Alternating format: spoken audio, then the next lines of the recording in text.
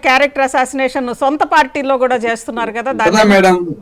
భారత రాష్ట్ర సమితి నుంచి కానీ భారత రాష్ట్ర సమితి సోషల్ మీడియా నుంచి కానీ ఎక్కడ కూడా ఒక మహిళ పట్ల కానీ కవిత గారి రాజకీయాల పట్ల కానీ మేము ఎక్కడ కూడా ఎటువంటి చిన్న పొరపాటు కూడా చేయం.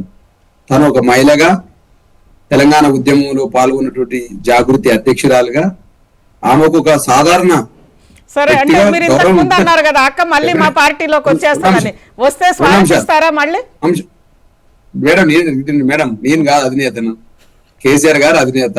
మా పార్టీ నిర్ణయం ఉంటది. మా పార్టీ వర్గీయుడు కేటీఆర్ గారు. కవిత గారు ఏదైతే రాజకీయ పార్టీకి ఎస్టాబ్లిష్ చేస్తానంటుంది దాన్ని వెల్కమ్ చేస్తాం. మహిళా రాజకీయాలు ఉండడంలో తప్పు లేదు.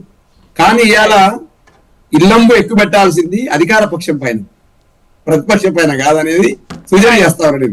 ఇల్లంబు ఎక్కువ పెట్టాల్సింది, బాణం విసిరాల్సింది ఇలా అధికారంలో రేవంత్ రెడ్డి గారి పైన, రేవంత్ రెడ్డి గారి పార్టీ పైన, రేవంత్ రెడ్డి గారి విధానాల పైన, రేవంత్ రెడ్డి గారు అమలు చేస్తున్నటువంటి పథకాల పైన, అమలు చేయని పథకాల పైన.